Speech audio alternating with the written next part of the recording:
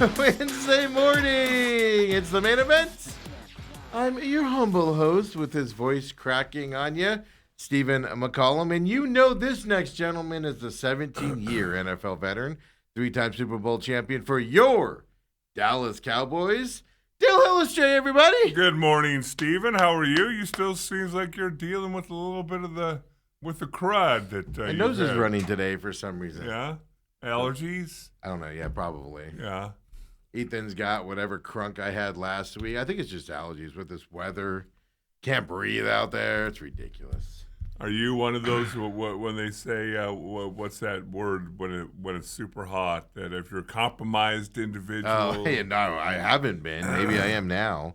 Well, it was interesting because it brings back memories too. There was a TV right before we walked out to the practice fields at Valley Ranch, the Cowboys practice facility. Yep.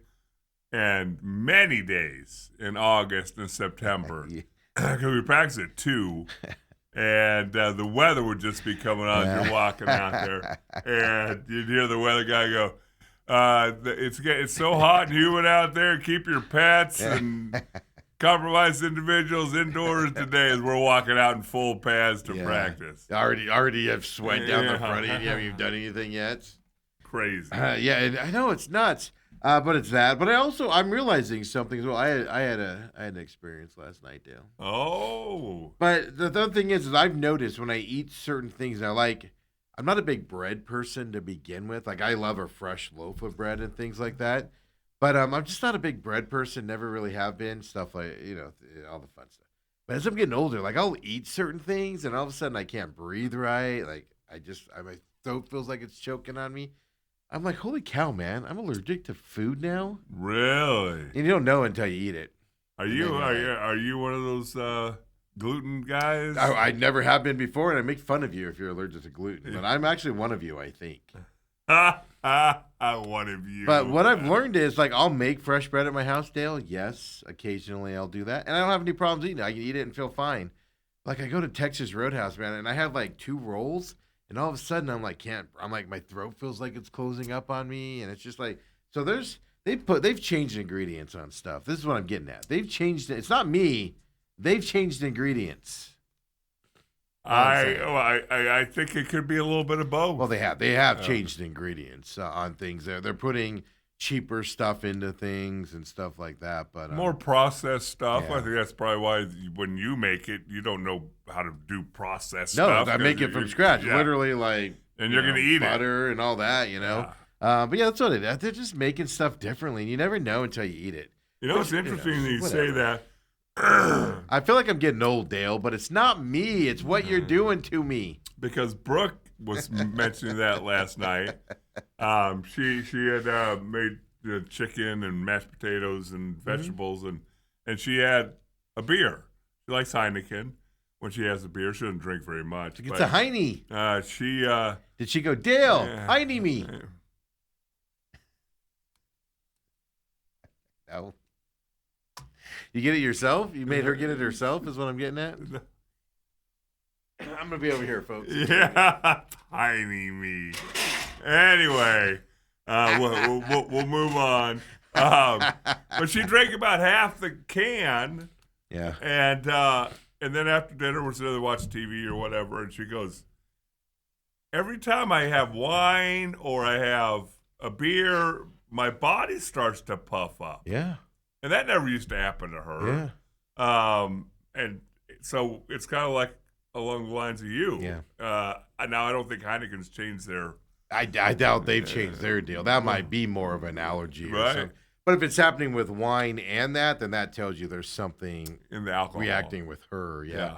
But yeah, no, it's weird. I don't get it. Never had these problems, but also as you get older, you get like when I was a kid, I've always been allergic to grass, but when I was a kid, it never bothered me. Now today, if I sit in grass, I am itchy for like the next freaking week and a half.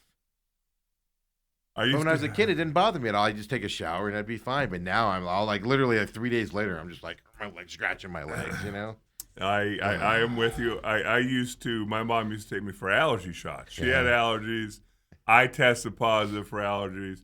But I got allergy shots in grade school every week. Every week? every week, and they try every month. And still, when I played football, if my head got in the grass, Yeah. I'd sneeze and Yeah. whatever.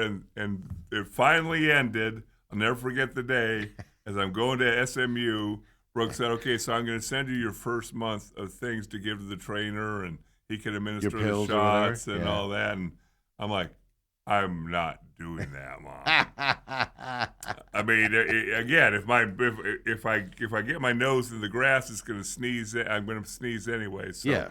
and that was the end of my. And then you got over it? Yeah. Oh, I still suffer through it. I'll still eat those rolls at Texas Roadhouse like nobody's business. But not if your throat's starting to close up. Yeah, well, just learn to adjust to it. You just got to breathe differently. You start wheezing a little bit, Dale. You start hearing yourself breathe. Like echoes in your head, but it's so good, though. Autumn, get So the breathing good, tube. Autumn's always like, you want me to use my inhaler? No, I'll be fine. I'm going for one more. Get the breathing tube. No, I know I cut back on that stuff and everything. Yeah, it's weird. It's just funny. Like, it's just an allergy thing that you get for some reason. It's just like, where's this? Like I said, though, I often wonder, too, if I've always felt that way about it. Now I'm noticing it. My mom, before be she that. passed away, always told me, Dale, growing old ain't for wussies. Yeah, that's the thing. When I was a kid, I went for an allergy test where they scrape your skin and then they test you with all this stuff. And it came back like everything was like in the yellows, type of stuff. Now this is 30 years ago now, right? Right. And then I don't know, 8 years ago, right before COVID, I went in and got another one because I was like, man, I'm just itchy all the time. I had to change my clothing detergent that I used for 100 years. I had to change that because I was getting all itchy. We determined it was that. I did that test. Everything was so bright red on that allergy test. It was like 4 pages of it was bright red. It was that the doctor's like, yeah, somebody messed up on something. Let's redo this test. And it came back the same. And he's like, nope, it's you. It's all you, buddy. And I'm like, I'm allergic to air? I'm allergic to water? So it's kind of funny how it goes. But Dale, last night, man, I was craving. I just wanted some protein, like chicken, steak. And me and Autumn always go to this certain place that I'm going to name in a minute because they just kind of riled me up yesterday. Oh, no. They're off my list. Autumn says it's still on the list, but they're off my list. You are off my list. And you've been there many times? We go there all the time. Sushi place, but they also do teppanyaki type stuff. Yeah. There's a couple of them around town and stuff like that. So and we just walk in. It's usually 2 of us, and we know don't go during the busy time. And I was like, let's go teppanyaki where they cook in front of you, Right. all that stuff. And I'm like, let's go there because they have a sweet deal. It's like a twofer where I order, I can get steak and shrimp and then Autumn can get chicken and whatever. And they split it. You get all 4 meats with everything. Okay. And it's like $50 and you can't beat the deal. It's fantastic. But we know you don't go during busy times because, they do reservations for big parties, but you don't go busy time. But 2, they've always squeezed this in, even if it's a small wait, no problem. We walked in yesterday, Dale, 5:30. Nobody's waiting for a table. Nobody's waiting. Usually it's packed waiting, and we won't even try then. We'll just go to the dining room side and get sushi or something. Nobody's there. But we walk in and all the tables are full, but they're cleaning one, teppanyaki place off. So they don't even look at me. They just look at Autumn when we walk in. And they're like, and Autumn's like, 2 for over here. And literally the lady that asked Autumn looks at this other gal, and the other gal does this deal. And I'm sorry, visual. I know we're on television. If you're listening, I'm sorry. But she goes like this. She goes, leans back, shaking her head with her eyes got all big, don't let that fat effer in here. She didn't really say that, but her reaction was, and I turned around, and I looked at Autumn, and I go, uh-oh, something's up. Prepare yourself. And then it took them what felt like 5 minutes. It was 2 minutes for them to tell us it's a 45-minute to an hour wait. And then they go, well, our dining room has the same food. It's yeah, but it's not the same when they don't cook it in front of us. It tastes differently from the chef in the back and the chef in front of us. So I'm like, well, we're not going to wait that long. That's ridiculous. We'll go someplace else. And then she goes, well, it could be sooner if we don't have cancellations. So we go out to the car, and we're looking up the one in Gilbert, trying to call the one in Gilbert to see if we can get in. 30-minute drive. So, if it's an hour wait there, we'll just 30-minute drive, whatever. The number doesn't even answer. It's not even a phone number for an existing business. It's like, please leave your phone. Please type in your phone number. You type in your phone number, and it goes, leave your message at the tone. It's not even a real restaurant's phone number, Dale. So I called the Mason And one. it's the same kind of restaurant? Same company. Okay. They're just two of them. Okay. So I called the one back up inside. And I go, hey, how long's the wait for two? Because I'm like, something's up here. Like, they never treat people like this.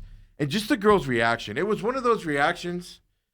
Like, I joked around with that. I'm like, I know that look. That's the look of, hey, you want to go grab some drinks sometime? And the girl's all like looking at her friend like, get me out of this. That was the look we got. Okay. So we get in the car and I call. I go, hey, how long for two? And she goes, 45 minutes to an hour, like really quick. I go, all right. I go, hey, do you have your number to your Gilbert location? And she gives us the same number that's not working. And I go, that number doesn't work. And she goes, well, maybe you can try. And I just was like, click. I'm done. I'm done with this conversation. You guys are now off my. It's not that there was a wait. I don't care if there's a wait. I don't care about any of that. It's the reaction to the wait where they made me feel, and I don't feel uncomfortable in situations. They made me feel like I was unwanted by doing the whole. It was weird, man. It was weird. This wasn't like a buffet or something. No. I mean, you order something. Yeah, but it's a teppanyaki, so it's the chefs that. Yeah, but you order shrimp and steak, or you order chicken exactly. and whatever. Yeah. I just never had anybody in the restaurant like make you feel like, oh, tell them we don't have room. Tell them we don't have room. That's literally how you felt I looked at Autumn right away and I was like, prepare yourself, something's up. I literally said that. Did Autumn see it too? Yeah, she saw it too. Okay. So then I'm like, you know what? I know this other place. I haven't been there. I used to know the guy. I used to go to this place and get stretched out, and he was my stretch deck. And his parents own another place, about 30 minutes away from where we were, about same distance from my house, but about 30 minutes away from where. So I'm like, let's go try this place. We call them. They say, oh, we can get you in at 7. So we went there and ate instead. It was more expensive. It was really good, though. It's so good. Was it? Okay. It was just the other place is good, too. I've just never had a place just make you feel so unwanted with just that whole. And you can say I'm crazy and paranoid all you want, folks. I'm telling you, it was a weird. And I've been in this place. We've been in this place. We go in there all the time for sushi. We're there a lot. And I've never felt so uncomfortable by the chicks behind the counter day in my life, to where I just felt like I was just like, I felt like they didn't even want us to wait now. So then I said on the phone, hey, can we put our name in? And she goes, oh, you have to be at the restaurant to put your name in. How does that help? Yeah, here's the problem. There's nobody waiting for tables. Nobody. So how do you know there's going to be cancellations if there's nobody waiting inside for a table? And there's an open table already. Well, they were cleaning one off. But they're not going to serve. They're not going to teppanyaki 2 people. They want more than 2 people there. Right. Which I understand. We'll wait. It's fine. There wasn't even an option. But what do you mean there'll be cancellations? There's nobody here. There's nobody in this place, except for the people in there eating. There's nobody waiting. What do you mean if there's cancellations? Dale, they just didn't want Whitey in there yesterday, is what I think. They were like, he's going to eat us too much food. We got to get him out of here. What does it matter? I don't know. It was the weirdest thing. Again, I can see that there was some big lady who sued a buffet after she was there for 2 hours, and and we don't even eat all the food. We end up. Adam doesn't even eat all of her food. No, but what That's I'm how much saying food these is, places give you. Yeah. This is not a buffet. No. You're going to get. Yeah. No. I don't care if you're 500 pounds or 100 pounds. You're going to get whatever portion of steak and chicken or. It was the weirdest feeling, and we've been, like I said, it's not some place we've been new, and you're like, all right, hostess was just a jerk that day. We've been in this place thousands of times, and to be treated, I was just like, what? So to me, it's off the list. But Autumn's like, I want it on the list, and I'm like, I don't care. I'll pay more for this place that we went to last night. Right. I'll pay more for this place.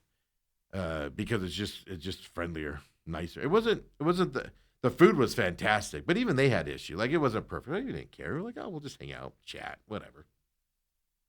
We had fun. People they sat 4 of us, me, another couple also. So just 4 of us at the table. No problem. Easily done. And we called them and they said, oh, earliest we can get you in is 7. Cool. We're on our way. We got there like 6:30, hung out, waited for the table. It wasn't the wait that was the problem. It's how you make you feel when there's a wait. That was disgusting yesterday. Place is called Osaka, by the way. Huh. There's one in Gilbert, down south there on the 202, and the one one we went to was on Power Road. I don't get it, man. I don't get it. Quit being jerks to your regulars, man. Because now I found someplace else that does the same thing you do. And this new place doesn't have fruit flies from time to time like you do, Osaka, when you're in there. You want to throw that out. You want to eat with some fruit flies? Go to Osaka. You can have them. Wow. You can have them, Dale. Could it be that you would take up too much room at the top of teppanyaki No. table? No. I'm trying to think of a reason. No, it was weird. I'm telling you, it was weird. The reason was they looked at me and they were like, no, that guy's not coming in today.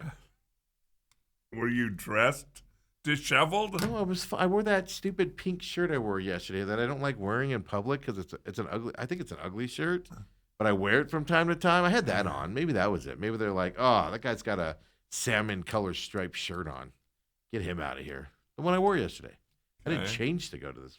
Yeah, it was weird, man. Yeah. It was weird. Never been treated like that there before. But my point being here, folks,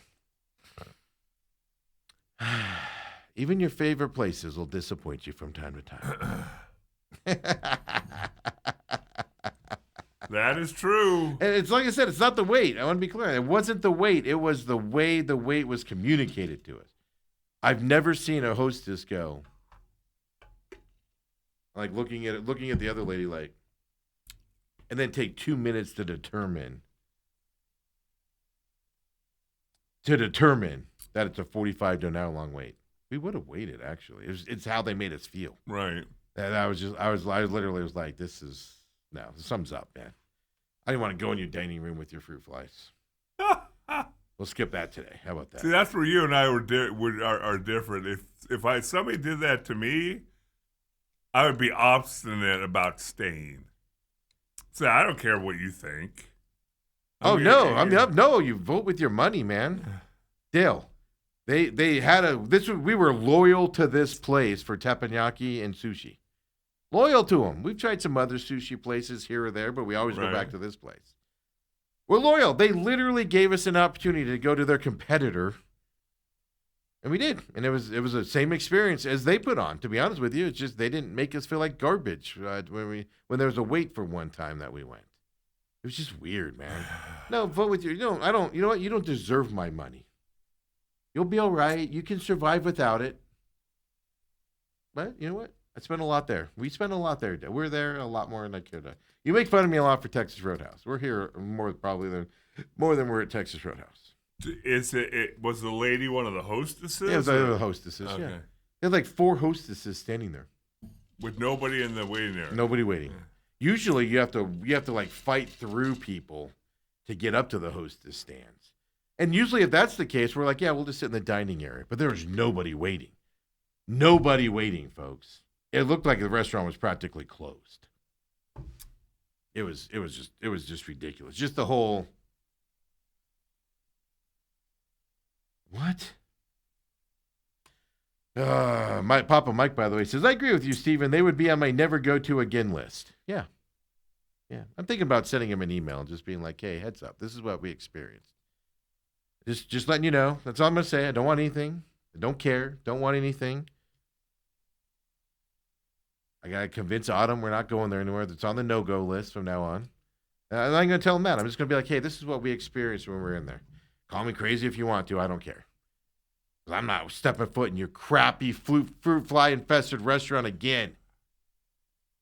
Or you could just send Autumn in, get the table, and then she can text you when the table's ready. No, why do I want them to have my money? They didn't want me. They didn't want us last night, Dale. They made it clear last night in their actions. They didn't want you. Because you said you liked the food. Yeah, but sushi's sushi for the most part. You go to a good sushi place, and it's good everywhere you go. We found a new place. Same distance, the opposite direction. Okay. Thank you. And I knew the kid. I knew the kid whose parents owned that place. So I'm gonna go support a place where I knew the kid and the family owned, and they take care of you. Not the place that goes. Gosh, I wish I was in there watching that. You would have felt it too. Autumn, I turned around and I said, Autumn, I go, I go, uh-oh, something's up. Be prepared for something. And she was even like, what was that? Yeah, no, she saw it too. Dale, I don't make this stuff up. You act like I'm super sensitive and stuff like that. The new place Papa Mike is called, I don't know how to pronounce it. It says RYU. Rue, maybe? Teppanyaki and sushi. It's at Val Vista and Williamsfield Road is where it's at. Just if you care. If you care. The other place that's on my no-go list anymore, Osaka. No fly zone. No Osaka. I'm just going to drive me back in there again. And then I'm going to go into this place all just grumpy, like, they're just going to treat us like crap again. This is the first time anything like, they've always been super accommodating, friend. We don't ask for anything. We just show up, go with the flow. If there's a wait, cool, whatever. We don't care. Oh, can we go? We'll go sit at the bar while we wait. We'll go sit over here while we wait. No big deal. It's cool. Whatever, man. Whatever, dude. It's all good. Well, maybe the girl's having a bad day, Steve. All the three of them there? Well, I thought you said it was one girl who Well, did. one girl reacted that way, but she was obviously like the boss type person. Yeah. And maybe she just broke up with her boyfriend. Her You know boyfriend what? was a big guy. Not my problem. You know what? I want my food. I don't give a crap about your personal problems. I'm not going to lie to you. Did I? I was having a bad day. It was hot. I had to get a rental car. I had to drop my car off at the shop. I had to do all that stuff. I had to buy $11 in stamps and have the postal guy give me a weird look because I only wanted 11 stamps. He's like, 11? Like, yeah, 11, MFer. That's what I want. Did I say a different number? I want 11 stamps. I just want to mail these 11 pieces, and I don't want to have a stack of stamps in my house that I'll never use. That's what I want, buddy. He was actually pretty nice. He goes, 11? And I go, yeah. I go, we have to mail these envelopes. And I go, we just got 11 of them. And I go, no. I go, nobody mails anything anymore, so I don't want stamps at the house. And you're saying that your job's disappearing, guy. Yeah, as soon as I said it, I went. Shouldn't have said that. Hey, you're out of a job. You know that? I don't want you to react, but no, he was super nice. But no, I get it. 11's a weird number. I would have been like, how really, many 11? comes in a book now? 20? I have no idea. I have no clue. Yeah, I have no clue.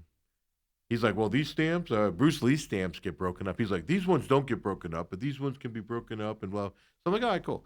So I had a busy day too. But did I take it out on the girl that I just wanted to be seated and have some food from your place?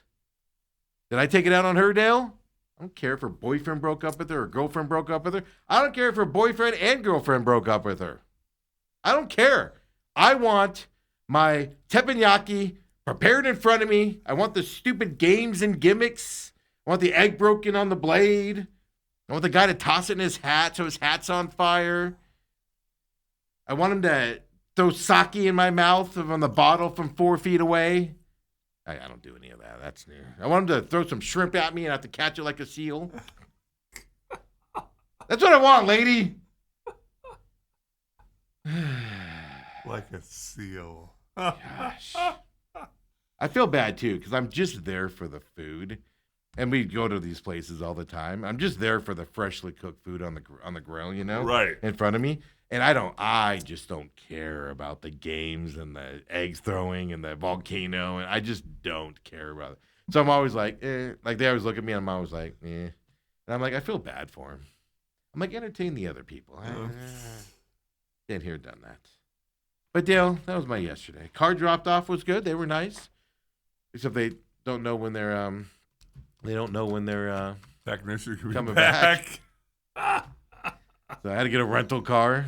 I was like, how long should I get a rental car? And he's all, I don't know. I'll let you know by tomorrow. I'll put money on it. I won't hear today, too. Want a bad? We're going to put lunch on this that I won't hear today how long it's going to be gone either. Steve. But they were nice. Give people the benefit of the doubt until they tell you that you can't trust them. them. No, I'm prepared for a week-long rental car, Dale. Okay. I'm prepared for it. If it's shorter, it's shorter. If it's longer, it's longer. Just let me know, buddy. I'm on your time, pal. Don't worry about it. Just make sure my car will charge properly when I get it back. That's their job. If it takes a month, 2 months. Okay, as long as I get it back good, we'll deal with it then. But anyway, that went well. It was hot yesterday, man. It was. It was. I wasn't sitting in a nice air-conditioned Japanese restaurant telling the big guy, "You don't want your business, chubby." Wow. Maybe she just didn't like your look. Maybe you looked grumpy and where you're frowning. You looked She didn't even mean. look at me. They looked at Autumn. And I noticed that, too. When we walked in, I was in front of Autumn. I held the door for Autumn, Dale. And then I walked in, and they were looking directly. I could see they were looking directly at Autumn for how many. And I was like, all right, Autumn, tell them 2. It's fine, whatever. I don't think she likes me. His boyfriend probably did break up with her, so she was mad with him. It's like, I hate all men. Wow. Wow. Well, I feel sorry for you, Steve. Papa Mike says, I just finished the business replay. I never knew flight attendants in the past weren't getting paid until the door closed. He goes, that's crazy. Yeah, never got paid sitting in. So if they had a 6-hour delay, they didn't get paid for that day or anything to that effect. It was a really weird deal. But there's such a thing as a pickle smoothie now. It's Smoothie King. Are you interested in a pickle smoothie? I couldn't be less interested. Yeah. And then we had the ingredients today. So I read what the ingredients are. There's banana in there, coconut something, and I'm just like, that doesn't. Ugh. So anyway, I'm gonna go try one over the next few days, and we're gonna record it. What it's like. A pickle smoothie. Yeah. Papa Mike says, please try that pickle smoothie on camera. He says, I think it sounds horrible. I agree with you. I don't think it sounds good. Banana and pickle? No, just stick with banana. Yeah.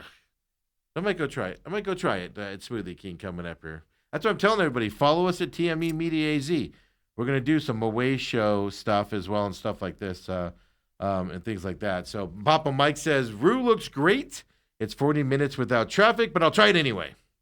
Yeah, you West Siders, I swear. It was really good. There's another one up in Scottsdale we used to go to at the radio station all the time. They advertise with it. That place is fantastic. But that's like an upper scale place like that. That one you don't get out of under $200. Really? Yeah, it's Dale, it's just good food. It fills you up. Yeah, if you order steak and shrimp on just from the regular menu, you get this little small thing, and all of that. You go to that, man, it's like, here's 7 pounds of rice for you, sir. Whew. I didn't even order shrimp. And there was like a few extra shrimps. I just threw it on my plate. I'm like, dude, I can't get any more food, man. There's a lot of food here. It's fantastic. I recommend it. I recommend it all the time. That's what they always do. I always get the extra. They say, give to the biggest guy. He'll eat it. Car off. I'm a gas guzzling car member. I'm a gas member of the public again, starting like yesterday afternoon, Dale. Did you miss it? I haven't had to fill up yet, so we'll see. We'll see when I have to fill up. Okay. But my favorite part of it is, though, Dale, is I get in it, and it's a full size car, so it's like my Fusions and stuff like Eastern. I fit in them. They're just low to the ground, so I have a hard time getting out of them. And this one's even lower. It's like I put my foot out, Dale, like my knees on the ground. Like that's how low it is to the ground. But anyway, I get in it and I start to drive, and I was like, I in the parking lot, I'm like, I better get used to driving a regular car again before I get out on the streets. And then I'm driving, and I'm like, why isn't the car slowing down? Because one pedal driving with the electric car. So if you let go of the gas pedal, you slow down. And I'm like, just driving, and I'm like, I should probably start braking. Coming up on this car pretty quick. It's pretty funny. It took me a little bit to adjust, but I got there. There's still some things on my car happened to me yesterday for the first time in a long time. I forgot about it. That if I'm driving along and there's a car slowing down or stopping in front of me, I can be 50 yards behind the red lights light up. Collision. And I think, what happens if you actually get in a collision? Wait, so in your car, because this is a funny story, because in your car, is it just a red light or is there a loud buzzer? No, there's a horn or something. So in my EV, a red light comes across the dash, so that you notice, but then my seat vibrates. Okay. But like in the Ford Fusions, the white one that we had that was stolen, and we got it back, and we've since sold it, and then Ethan's black one, it goes off, and it's a loud buzzer to where You almost wreck because of the sound of the buzzer is so loud that you're almost wrecking. Like, what the heck that? Yes. Yeah. Yeah. But my most annoying thing about it, because my EV will do it too, a car will be turning right, and they're out of your way, and so you just coast Right. behind them, and then they turn and they're out of the way, and you don't even do anything yet, and it lights up, and then you start to slow down, and I'm like, what are we? The car took a right. It's not even in front of us anymore. What are we doing right now? It wants you to make sure that your foot's ready to hit the brake. So I had that happen. That's one of the reason my car's in the shop. It's got a recall on it for the emergency brake. So that actually happened on a freeway. I was driving down the I didn't tell this story. I was driving down the 202, and it must have saw a ghost or something. Cruise control's on, just do. The red lights just lit up. My seat started vibrating, and I slammed on the brakes. I didn't come to a complete stop, but I went from like 75 to like 50, like quickly. Really? There was nobody around me. Yeah, and then like 2 days later, I got a recall notice. Hey, your car might abnormally brake in the middle of nowhere with nobody around you. That's why I made the appointment. Yeah.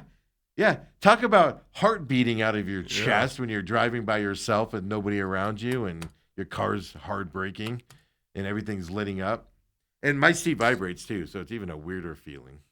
See, in Brooks' car, like I somehow, some way, Scott disengaged the lane change thing. Like if I'm driving all by myself and there's nobody around, and I'm changing lanes, I change lanes. Yeah. Now if there's people around me, I'll give a blinker and whatever. You just move over. But in Brooks' car, you know, like the other day I was driving because I had taken it for oil change and all that. it. Yeah. All of a sudden it's like, oh, right, I got to turn the blinker on. And that's my favorite, man. I go to like merge to get off the freeway, and all of a sudden I'm like, and I'm like, I'll blinker. I'm stronger than you. But my favorite's on the turns, like, you know, because I'll get close to the lane marker, and then you're turning left, and your car wants you to go right because you're close to the line, and you're like, so that awkward feeling of your car wants you to go the opposite way of where you're turning, right? And you're like, we're gonna crash. That's my favorite. Technology in cars, Dale. Yes, sir. There's a lot of stuff out there. It's all part of the fun. But anyway, that was my day yesterday. How was your day, Dale? Seemed like it's a little bit better than yours. It wasn't bad. It was just, yesterday was an interesting day. I was tired. Think, by the way, now I'm starting to think about, when Brooke cooked dinner last night, I think she gave me that look. Yeah, that's why we got in the car. And I go, I'm very familiar with that look. And I was like, what do you mean? And I go, I used to get that look all the time when I'd ask a girl out. Looking at her friends. And you pick something up. I was like, I'm very familiar with that look. That hook. You gotta look at this dude. Yeah, I was like, I'm very familiar with that look. It brought back memories. Oh, goodness. Well, I know we're going to be getting into sports here. I know you got to go to break, and I know we're not going to get it today, but do you see there's more and more talk, Koa Pete coming back to Arizona? He's coming back. Yeah. There's no doubt about it. So are the other big guys. Continues to drop. Arizona's not going to lose pretty much anybody. Nobody to the transfer portal. And even their big guys are coming back. But they've got a couple guys coming in through the transfer portal, and that's where it becomes interesting. Yeah, I mean, they're going to lose a couple guys to the draft. Don't get me wrong, but and they have a couple seniors. But the big guy in the middle that I'm forgetting his name right now, he's coming back. I thought, but yeah, this is what I don't get. Koa Pete keeps falling in the draft. Yeah. But the NBA draft is nothing but hype and potential. Mm-hmm. That's all it is. And, I mean, he's got a ton of potential up, but there's guys with bigger upside to him on the potential side. Did you see your boy AJ from BYU in his workout yesterday? Miss all of his shots? I did not see him miss So it. somebody did it. He missed all of his three-pointers in the drill. I have the hiccups, excuse me. And somebody put out on Twitter, man, what a smart move by AJ to miss all of his shots so he's not drafted number 1 by the Wizards. Acting like he was doing it on purpose. Yeah. Yeah, because the Wizards are going to go, yeah, we don't want him. Yeah, we don't want him because he missed his shots in a pre thing. That does surprise me on Koa Pete. Well, Koa Pete was 6 for 25. Yeah. 3-point shots. But they don't shoot threes down there. No, what did he have? Only like 6 or 7 threes. I remember when he season made long? them, they made a big deal of him making them because he didn't. Not him. They don't shoot them down there with that style of offense. Did you see Randy Bennett was Krivas? Thank you, Papa Mike. Krivas is their big man. Okay. You caught me off guard. I wasn't thinking Yeah. Arizona basketball, but he's coming back, not going to the draft. But did you see Randy Bennett was on some national show, podcast or show or something like that on the internet yesterday? The amount of people, including an Arizona beat writer who, the guy tries to sell $8 subscriptions or whatever it is to his subscription service by, yelling at people and calling them names and stuff like that. He's one of those guys. But he even put on there and he's like, he does not look healthy. He's an old man. I'll talk about Bennett. Bennett, yeah. But I mean, yeah, he needs to go get some sun on him. Like, go get a tan. You'll look better, dude. Well, he's been over in gloomy California for 25 That's the years. thing, on the beach in St. Mary's. Isn't that right off the beach? It's right there on the beach, right? I think it is close. It's close to water. I don't know about a beach. Well, that's true. Yeah, it is close to water. Yeah, it's not like coastal Carolina, 11 miles inland. We're coastal Carolina. If you want to drive for 20 minutes, then we're on the coast. Dale, let's take our break. Come back. We have NBA updates. I got golf trivia for Dale. College football. Look, I make fun of Mississippi and Alabama and Minnesota a lot.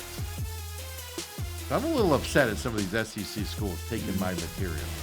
We're going to talk about this. Especially the drunkard down there in Texas taking my material. I'm sorry, sir. Have another drink. Stop stealing my material. We'll talk about that as well. NHL, NFL, we have more schedule leaks. Good news for the Cardinals, maybe bad news for the Cardinals. I'll tell you about that as well. Come on back, main event.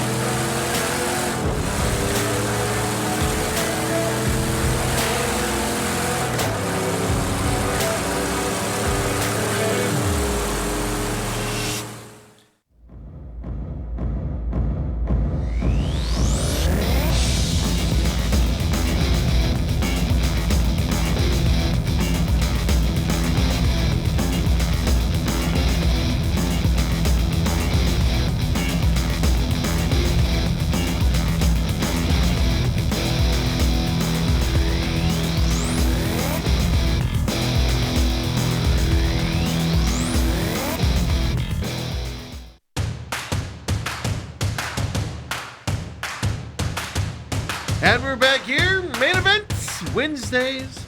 Dale's going to go golfing today in this heat. Maybe we'll see Dale tomorrow.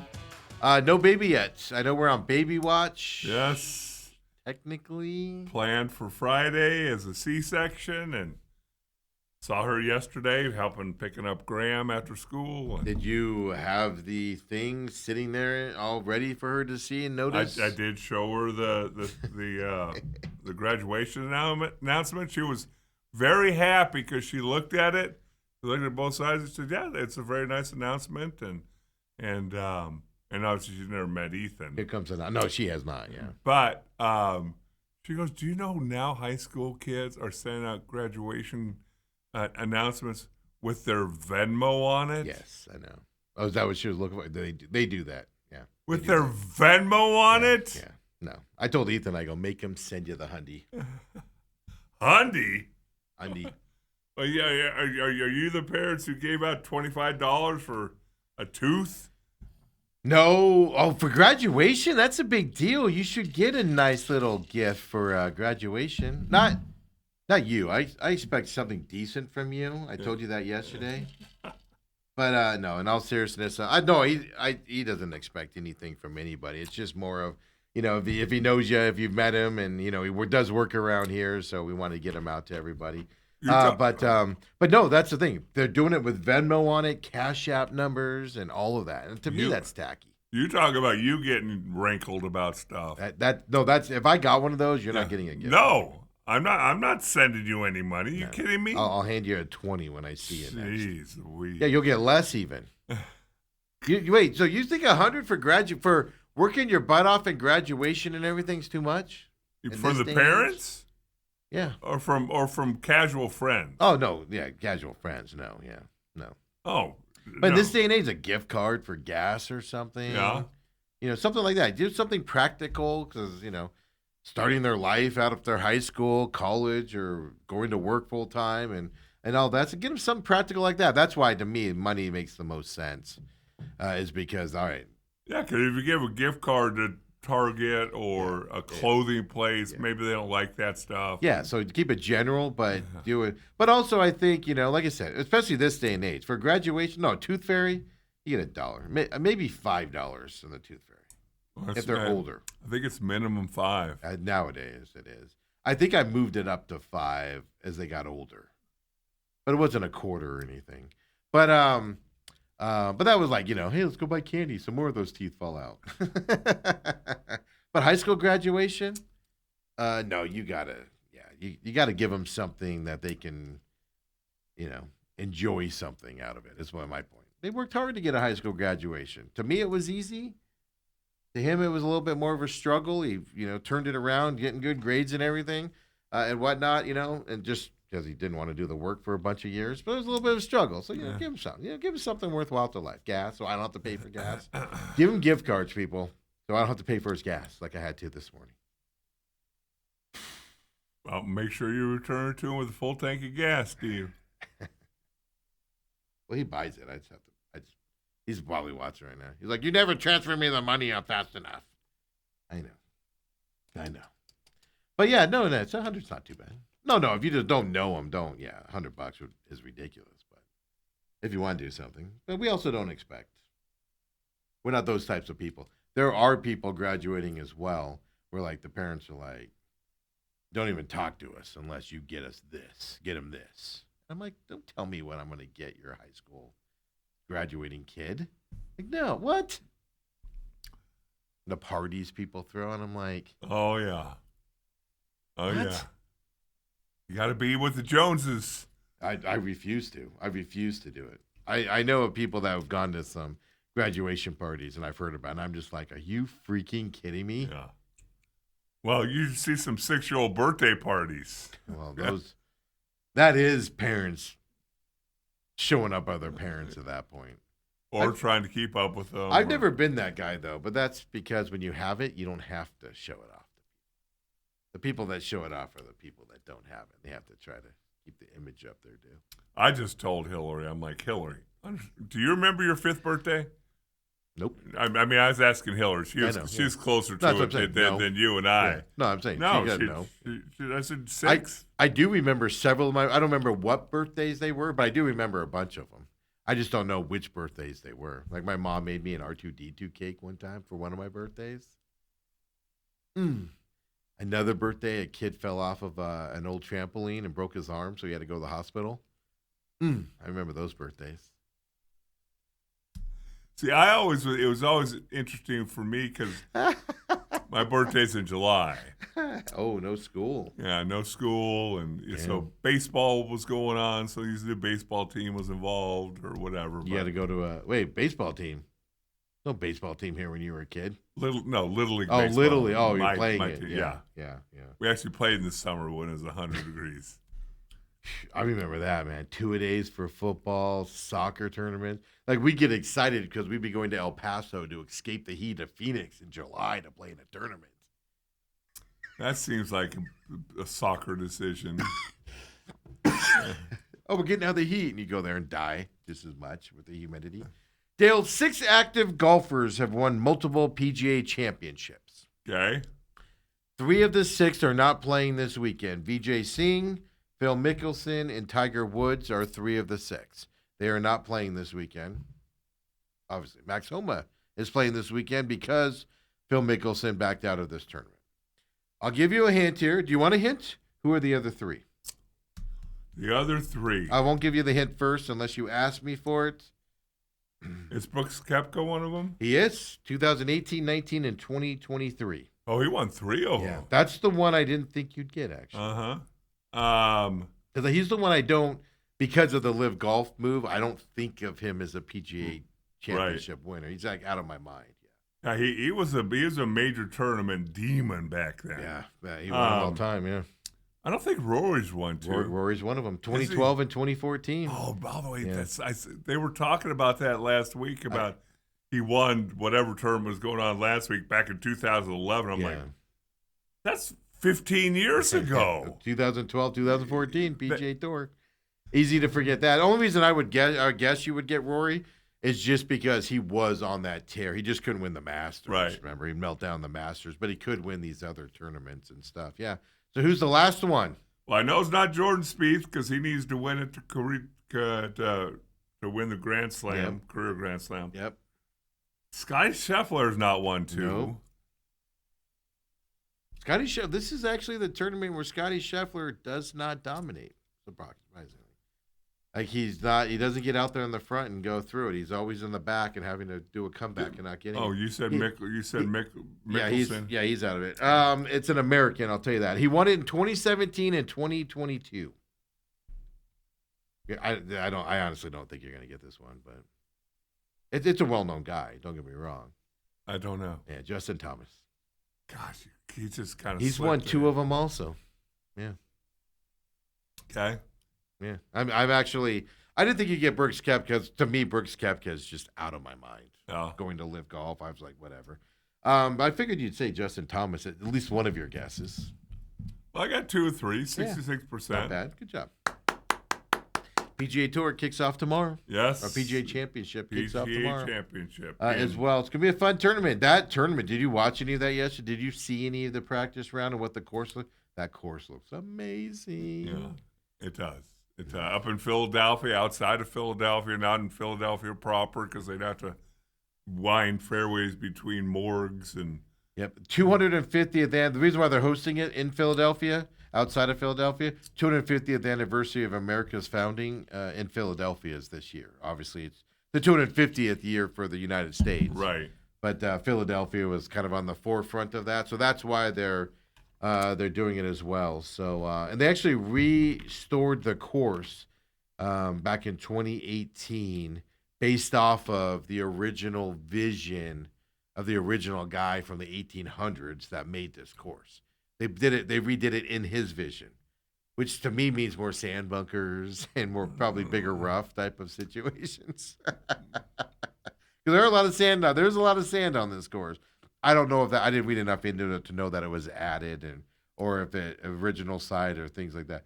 But it's going to. I mean, it was the guy that made the course originally did a lot of work on Scotland's links courses. Okay. So that's what you expect it to look like. Now it's Americanized grass. It's not those weeds that pop up over there and stuff. But so that's kind of the design that they're going into this weekend there as well. Well, what they do with these courses when they refurbish them or kind of redo them, what they tend to do is they'll make bunkers.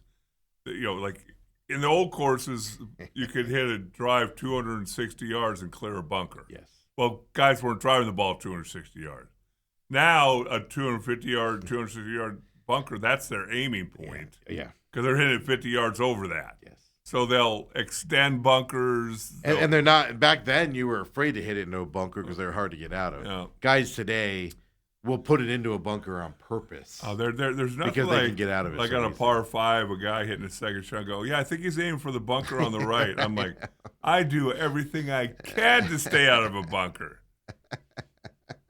Their bunkers are a little different than the ones we play in. Yeah. And they don't drain right and things like that. So that kicks off tomorrow. Little golf trivia for everybody out there. I'm looking forward to this. Like I said, I cannot get used to this tournament being so early. Used to be the last major. Yep. Now it's the second one here. So I just can't wrap my head around that at all. But it should be a fun weekend. We'll see. I don't think anybody's going to run away with this. You said the weather was going to be nice. Now is it going to be wind? Is more of the No, it's supposed to rain tomorrow, and then become nice Friday, Saturday. Oh, really? Sunday. Rain tomorrow. So that'll soften the course up a little. Well, they won't water it, so It will, depending on how much, how much rain they get. Yeah. I will double check. That was the weather yesterday. You know, Philadelphia could change when you close your eyes for 2 seconds. That's just because somebody's probably peeing on you because it's Philadelphia. Today, 65% chance of rain. Tomorrow, now, 90% chance of rain. So opening day could be delayed, or guys playing in the rain and the wind. Yeah. But then nice on the weekend, dry out. Oh, you know what, though? It says chance of precipitation on Thursday stops at 7 a.m. Okay, so the storm is moved then. Yeah. They moved it. Yeah. Yeah. So that's not bad. Papa Mike says, give Ethan WWE tickets. He's getting something else he really, really wants coming up. I can't say. He watches the show from time to time. You know what my graduation gift from Saguaro was for my parents? Okay, before you say this, my dad chastised me the other day for, I think, what you're about to say. What's that? What'd you get, Dale? I got army trunks and suitcases. And get the hell out of the house. Well, Dale, you need luggage to move to SMU. Yeah. I'm like, that's my graduation gift to you is you don't have to pay for my college. Yeah. Yeah. My dad the other day looked at me and he goes, like a couple of weeks ago, and he goes, because I told him what like the options were, like we went to WrestleMania and I was like, this is part of his graduation deal. And, because that's an expensive trip to Vegas with WrestleMania and everything. So I said, that's part of his graduation deal. And then I got an idea for something else, blah, blah. And my dad's like, what are you doing all that for? What'd you get for graduation? I go, I got a dinner afterwards. He goes, exactly. He goes, kids today, you guys are just spoiling kids. Was it at least a nice dinner? No, it was like some family restaurant. I remember the ASU dinner was at that family joint at McClintock and University. I think it's still open because it was the only thing open that late that could get us in around ASU. That was my ASU one. My high school one, though, I don't remember. Probably Tony Roma's. They didn't give you anything? I'm sure I got something. But no, my dad has a revisionist history on stuff. But it was just funny. It's just my dad said the same thing. That's why when you started that, I was like, here it comes. Yeah. I didn't get any. I didn't get much either. It was just my family's. I just look at it as you're supposed to graduate high school. So I mean, it's an accomplishment. Don't get me wrong. It's an accomplishment and a good one to have. But these. And I get it, like, if you're the first, that's the first kid to graduate in the family ever to graduate from college. Go crazy for that. Celebrate it. Right. But to me, I'm like, yeah, kid, you were supposed to graduate. Yeah, especially from high school. Even Graham has a moving up ceremony for kindergarten. But they do that, because I heard Holmberg talking about this the other day. And everybody makes fun of it. They do that because they're setting you up for... Because there are kids in that kindergarten class that will not graduate high school. They'll drop out before then and stuff like that. So they get you, oh my God, see how great graduation is? Everybody's paying attention to you. They get those feels. That's why they do it at those young ages. Like 6th grade, when you go to junior high, they do the whole, you graduated from elementary school. They're just trying to stay positive for the kids to get them through high school and not drop out and stuff. That's why they do that. I guess it depends on what area of Phoenix. No, even in your area. I don't care. I don't care that your kid, that Hillary and Scotty live up on top of the mountain above, Charles Barkley. And, I don't care that, Graham Tate goes to school in the golden bus. His buses aren't yellow. They're solid gold. I don't care that it's a Lambo that he gets driven around in, Dale. I don't care that all of his school kids are all in the same boat. The competition for Gravitates all like, oh, well, the Lambo wouldn't start today, so my dad had to bring me in the Ferrari. And his buddy's all like, oh, the Ferrari, ew, you're slumming today. And they have those talks. And he throws the peanut butter and jelly sandwich against the wall when it's just Jif peanut butter. He's all, what kind of peanut butter is this garbage? Ugh, throws it against the. I don't care, Dale. There will be kids that will not finish high school in that group. Can you imagine Scott or I trying to get into a Lamborghini? That's what made the joke funny. Yeah. Scott's a big dude. He's bigger than me, tall and otherwise, and everything. So yeah, no, that's my favorite story. That was my favorite part of that story. Yeah, I want a Lamborghini. You'll never drive it. But no, there's statistics that even kids in those Really? Partly, you don't want to know why? I didn't grow up with them, but I knew them. Who was the senator from a long time ago? Goldwater. Like his great grandkids like my age, and knew him till the end of high school. One of them, we knew him at the end of high school into that wealthy family. I'll just tell you that. He didn't finish high school. You want to know why? He was busy vacationing in the Bahamas and with the family. The family would just take him to the Bahamas for a month. So he didn't graduate the traditional high school way. Yeah, so that's what's going to happen with his friends. Parents are going to be like, "Oh, just go to the lake house." "Oh, you mean up in Minnesota?" "No, I'm talking about the lake house on the side of the ocean over there in the Dominican. The help is there. They'll help you out with your homework." That is crazy because it came up. I was talking with Alex, my other son-in-law, who coaches at SCA, talking about kids missing certain things. And well, that's what I was just going to go to. And they go away for the whole month of June, and things like that. I said, well, there's been one guy who's will never ever be topped. We had a game during fall break. He was a junior. He's my starting left guard, and that fall break. Obviously, they knew the schedule the whole time. You've known it for a year now. Mom and Dad really want to take the whole family to Washington, D.C., and tour and do the whole thing. Yeah. He didn't make it back for the game. Yeah. Well, you guys didn't have a punter a couple of years ago to start. You had to go with a backup punter who didn't really practice punting because he didn't make it back from a vacation to start the season. It's just like – I always think back. That's what it is. Yeah. I guess we didn't vacation much as when I was growing up. If it was a road trip to someplace, right? We drove. We drove. And by the way, we'd go to Disneyland. That was one of our main trips. Go to California. We'd leave at midnight.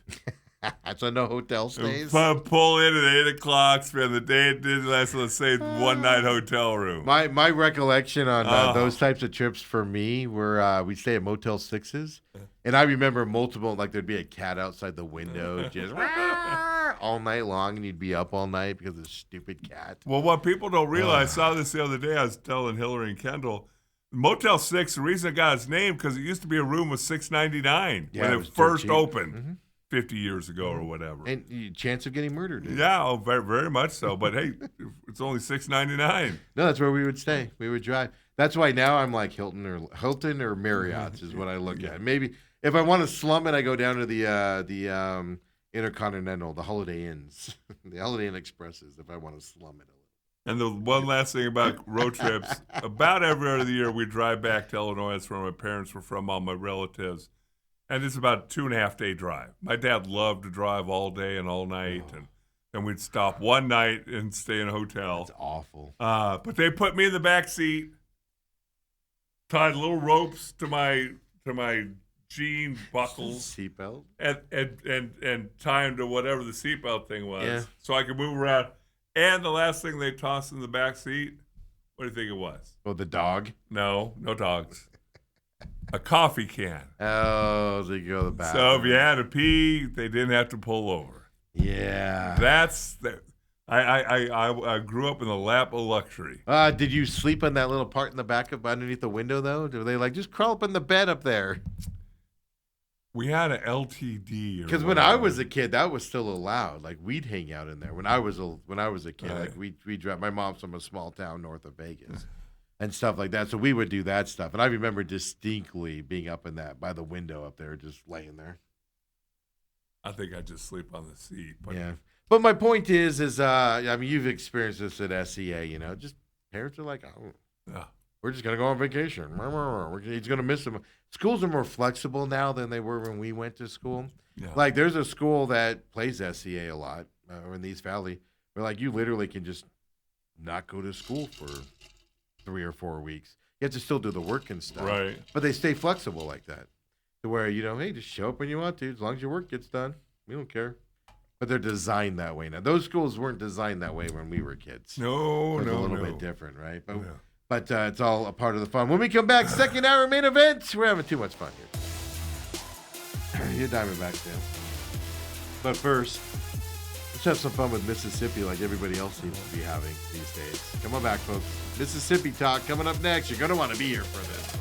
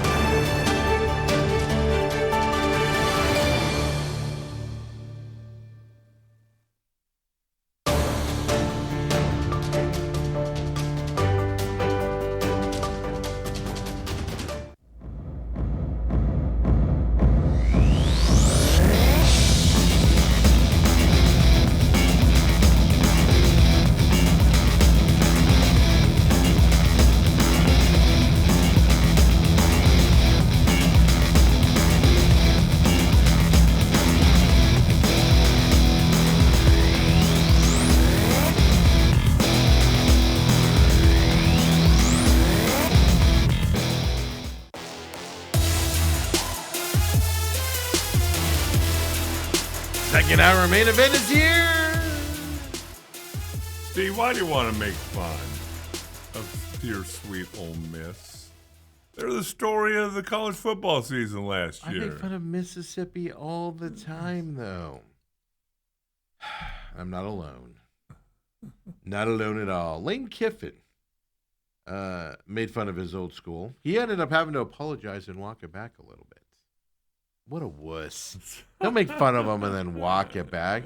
That one makes more sense to me because he was there. He left. The fan base hates his guts right now and stuff like that. But if you don't know, Vanity Fair, why Vanity Fair, I don't know, did a piece on Lane Kiffin, who's now at LSU as a football head coach.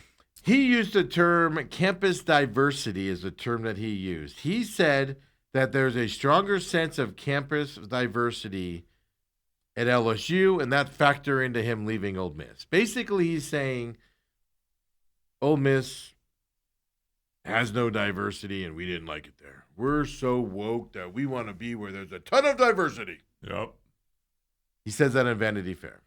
He says top recruits would tell him when he was coaching there, hey, coach, we really like you, but my grandparents aren't letting me move to Oxford, Mississippi. Okay. Do you think that I can understand that conversation if it's a kid in Phoenix? I would tell any kid, don't go to Oxford, Mississippi. But that's because Phoenix to Oxford is a completely different lifestyle. But these kids in Tennessee, they come from those types of towns. Yep. There's no difference to them today in 2026, right? But he says that doesn't come up when you say Baton Rouge, Louisiana. I got news for Lane Kiffin. Baton Rouge is just hillbilly and hickish as Oxford, Mississippi, buddy. In the eyes of most of the country. It seems a lot closer than you would think, and to make a big deal about it publicly. Yeah. Oh, it gets worse. Lane Kiffin said parents were sitting here this weekend, meeting at LSU. And he said the parents were saying The campus's diversity feels so great. It feels like there's no segregation here at LSU. And we want that for our kid because that's the real world. Lane Kiffin is saying that Mississippi still has separate water fountains for a certain type of people in this Vanity Fair article, and Baton Rouge, Louisiana doesn't. Right. And parents were sitting around openly discussing it. What is wrong with him? What is wrong? I'm not saying they're perfect. It's still the Deep South. We still have those, thoughts about the Deep South and things that still exist in the Deep South to a certain extent. All of that. But what are you doing, Lane Kiffin? No parent is sitting there. I've been to many sporting events. I've been around parents in sporting stuff. I've been around parents whose kids are playing college athletics, even in the pros. I've never heard a parent say, well, I'm glad he chose this school because the diversity here is amazing, and that's what I want my kid to experience. Never once heard that from a parent. No. You've been around recruiting and stuff. All the kids that were recruited up, Cade Bennett, all these other kids that you did, I don't mean to throw him out to say it's bad. Have you ever heard a parent go, well, the diversity there is a little rough? No. Doesn't even come into play. What's Lane Kiffin doing? I can't pretend to know what Ole Miss is like. I can't pretend to know what LSU is like. But the thing is, as an athlete, you're going to be treated different and more special than the average student. Now, again, no matter where you go. No matter where you go. And but what's fascinating to see is that Ole Miss for 3, 4, 5 years, however long he was there, and not once did he mention, hey, we need to start working on this or working on this. Is now that he's gone, we're losing a lot of kids that want to come here, but they don't want to live in Oxford because we're a backwoods type of town. Never once said that. No. Never once. You've been to Oxford, haven't you?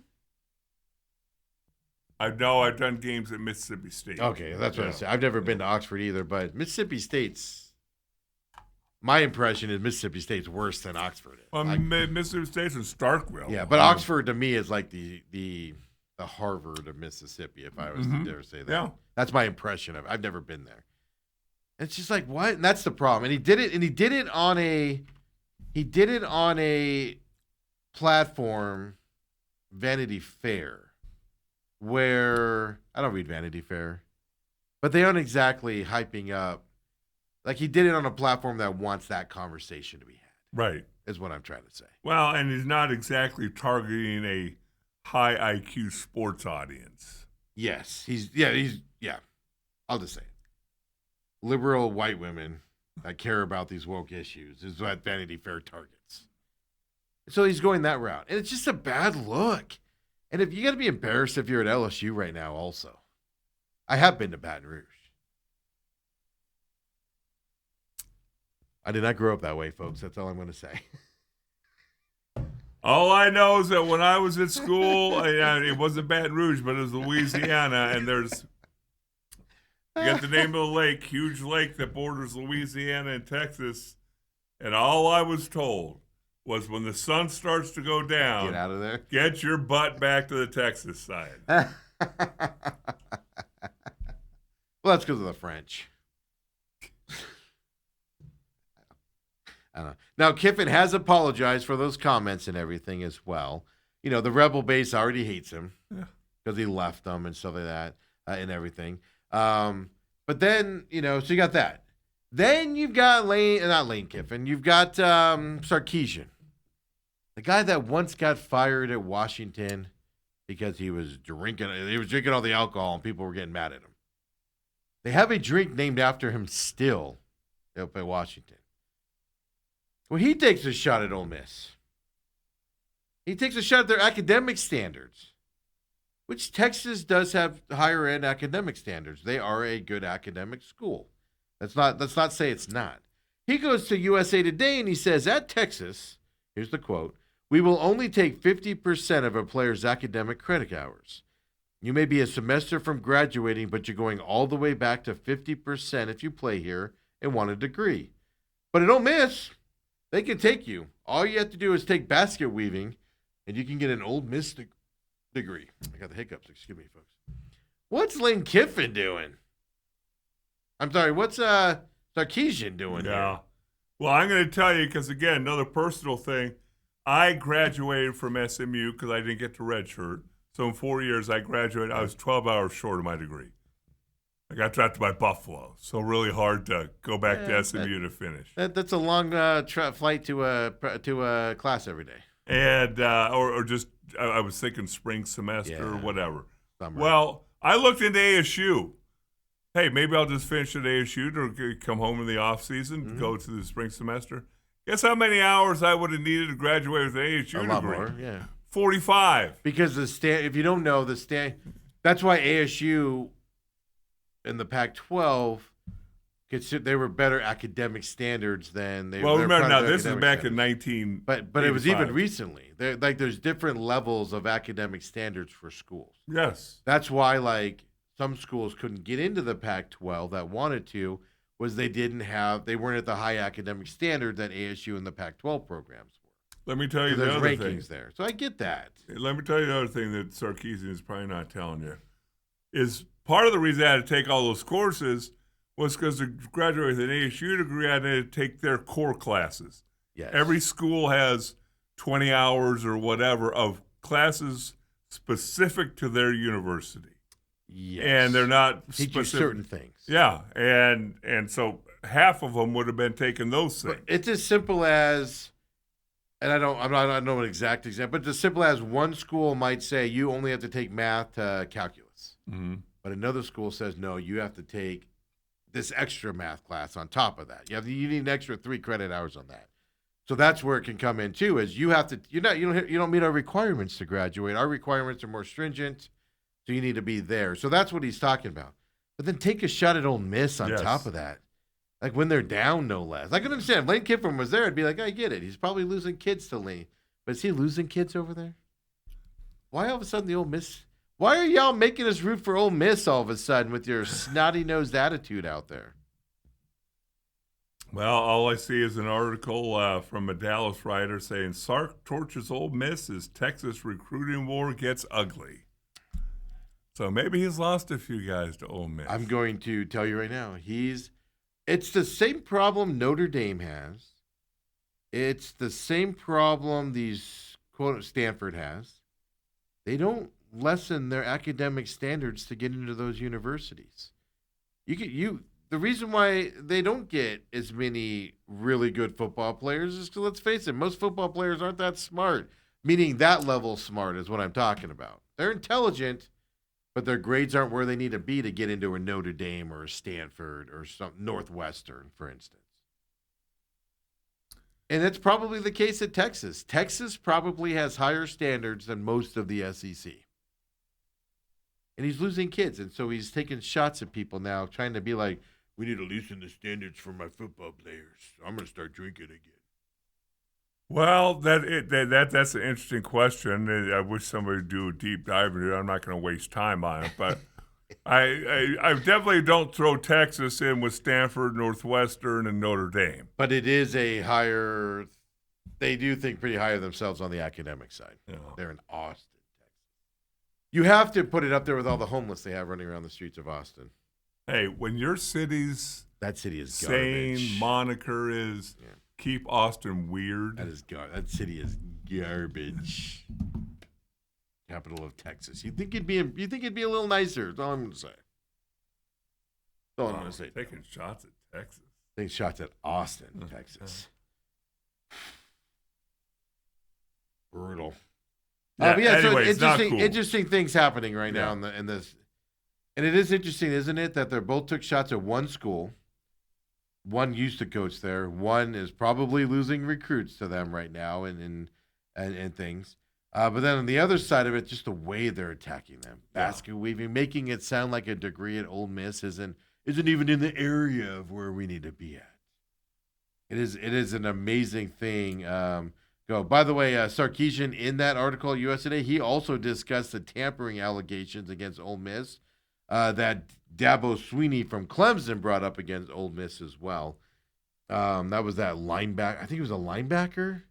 He was a defensive guy that Dabo Swinney said Ole Miss contacted when Lane Kiffin was there, by the way.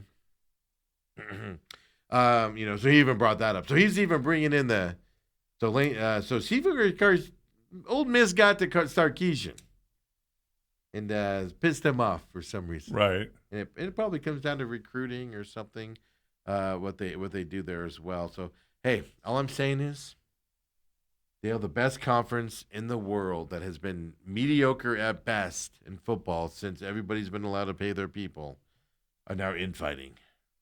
Beautiful thing. It's a beautiful thing out there. That's all I'm going to say. It's funny how you find things to cheer against. You cheer against greatness, basically, is what I'm hearing. I don't even know how to describe. Talk about that right now. Old Miss, by the way, plays LSU on September 19th, early in the season. They play at Texas on October 24th. And then they're going to fight over an egg later on in the season, in the Egg Bowl. I still don't get it. So do you think the new Ole Miss coach is going to stand up in front of the team on that Saturday in Austin and say, let's get him, because Sarkisian said that our academic standards aren't good enough? It's probably going to start here now. You're going to start seeing it in the locker room now. Ingrain it in them. It's not going to wait till the Saturday of. Probably already starting. All I know is I know a coach right now that is, we're how many months away from football season? And I know a coach right now that's taking stuff that they're seeing on social media about other teams and things like in their division and stuff and who they're going to play. And they're taking stuff and putting it out there for the kids to get all riled up about, So it happens. You do it early. You got to find motivation somewhere, I guess. Why do you want to be riled up in May? Yeah. Work harder, Dale. Lift more weights. Run a little bit longer. Hey, Coach, you wanted me to run 60 wind sprints? I'm going to do 62 because I saw that video. Because what they said. I'm not done yet, Coach. Oh, yeah, Old Miss's players are going to be out there going, we need another hour, Coach. Steve Sarkisian's running his mouth at Texas, and we play him October 24th. Let's go. Work today means pain is just the weakness leaving the body, Coach. Oh, Steven. D-backs. Your D-backs lost yesterday, Dan. Yes, they did. I said yesterday, I go, hey, Dale, what Diamondbacks starting pitcher are you most worried about? And I said Zach Gallen. Zach Gallen to me is the guy. Merrill Kelly's a close second. But Zach Gallen's the guy you have to worry about. There's nothing right about Zach Gallen. He did not look good last night. Didn't look right last night on the mound. This is a guy that last year, he's going to get paid so much money. Yeah. Comes back to the Diamondbacks on a less money payout to come back to prove himself for another year. He's playing himself out of the league with the way he's pitching right now. Well, his ERA now is up to 5.65. 7 hits, 7 runs. I saw some runs. people saying his velocity's down. I'm not a velocity guy. I don't study that stuff. I don't look into it. But people that follow the team are talking about his velocity being down right now. That ain't good. How old is he? He's old. No, Merrill Kelly's the older one. Zach Gallen. I'll tell you in a second here. He's 30. He's only 30. He's only 30. Yeah, but your arm falls off. Well, carrying all that milk around. I just think again he was rolling along till last year when he's in his free agent year, and all of a sudden, how much do you start thinking about that? Oh my gosh, if I pitch well this year, I can get a 5-year, $120 million deal. Does a professional athlete think like that? Some. No, there's some. No doubt. You think Zach Gallen does? I mean, I was just thinking about making it to the next week, so I don't know anything about that. You want to know what my thought on Zach Gallen is? Anybody care? This is what we do. I've never thought of Zach Gallen as the number one pitcher. Even that year that he had astronomical year, got the All-Star breakout. Even then, I was like, this is just a blip in his deal. This is like Gonzalez's home run, winning the home run derby and hitting all those home runs that year. I don't think he won it that year, but he hit all those home runs that year. Fantastic, but that's not who you are. You're going to come back down a little bit. I think this is the Zach Gallen that you expect him to be most of the year. Just your expectations are higher because he moved himself up into what you thought was a number one pitcher. And I don't think he's a number one pitcher. I never have thought that. Well, he came up in 2019. Don't get me wrong, he's a good pitcher. I just don't think he's a number one. He's like a number 3, maybe a number 2, but definitely a 3. I think is what Zach Gallen's been. Now, like I said, he had that 1 year where he was definitely a 1. Well, I mean, 22. Was it 23? He was 12-4. Yeah. 23, it was 17-9. That's the year where then he started the At All-Star 24, game. he was 14-6. Yeah. And his ERAs through those years, 12-4 is 2.54. Yeah. And then he's up in the 3s those next 2 And he years. had he usually strikes out a lot of guys. He had 4 strikeouts. He's not striking out. Right. He's allowing guys to put balls into play, and the balls are landing where guys aren't at right now and stuff. Yeah. Whereas before, he would strike out more guys and stuff to that. And what I can't figure out is he changed his style of pitching? And I'm going to use the term losing it. Or is something going on with him to where he's losing what he used to be able to do? Right. Which is fine. You just have to adjust at that point. But, I mean, 7 earned runs yesterday tied to him, 4 2/3 of an inning on top of it. It's alarming at this point. And now he had a good start before that when the run of good starts. But the amount of people that follow the Diamondbacks intimately. Now, I'm not talking fans. I'm talking beat writers, etc. There was one yesterday that flat out said, you need to go, like in the second inning, you need to go get him out of this game. He doesn't look comfortable, and his velocity's down. Flat out said it. His velocity is down. There was another one that said that, he just doesn't look well out there tonight.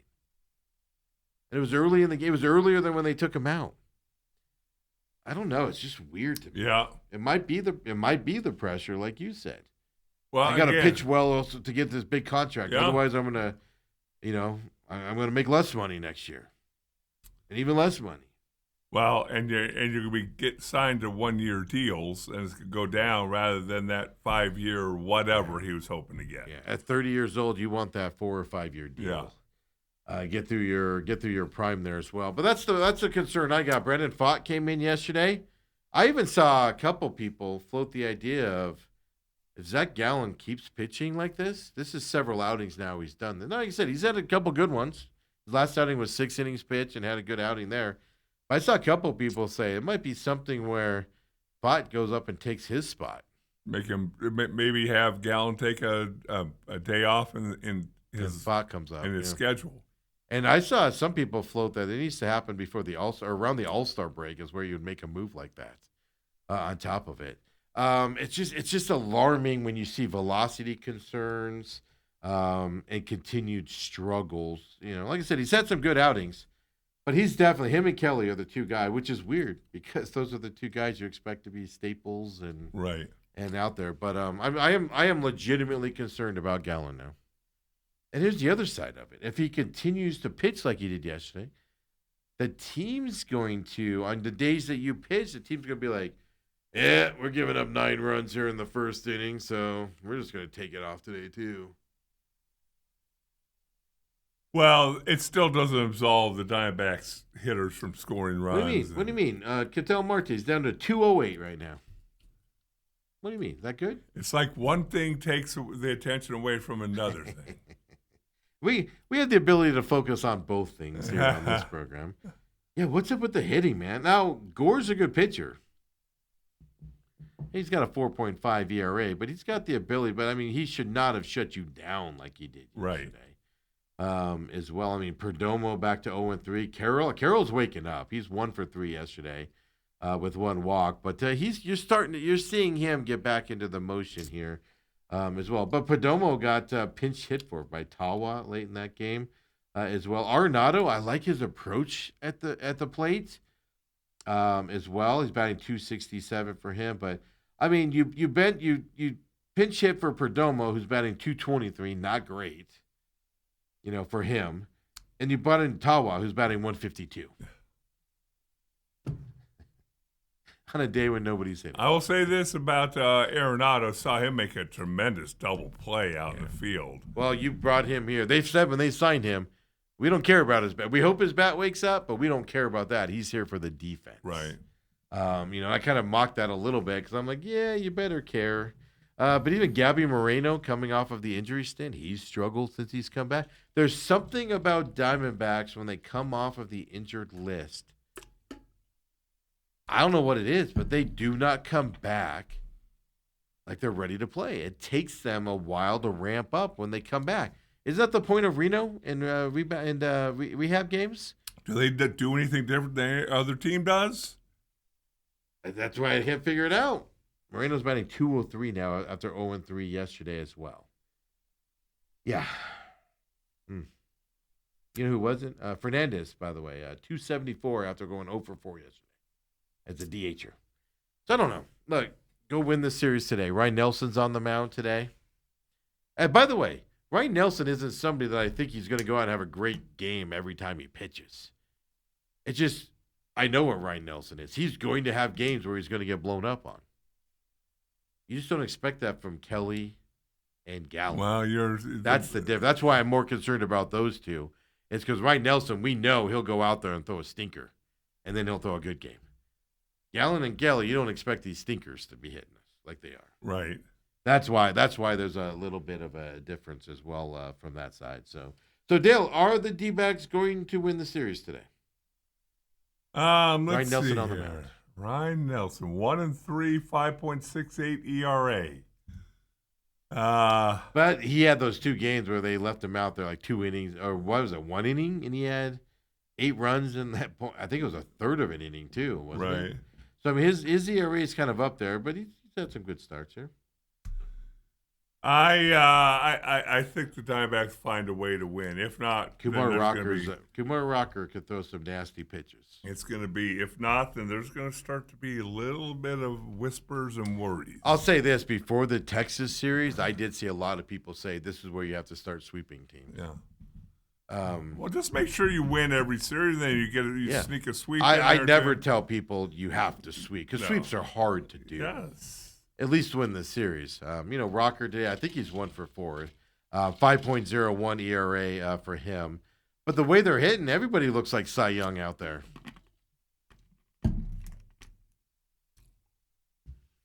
But no, my point on that is noticing that people going into this Texas series, Diamondbacks have to start sweeping teams moving forward. That is telling me that the expectations on the Diamondbacks are increasing at a time when their performance is decreasing.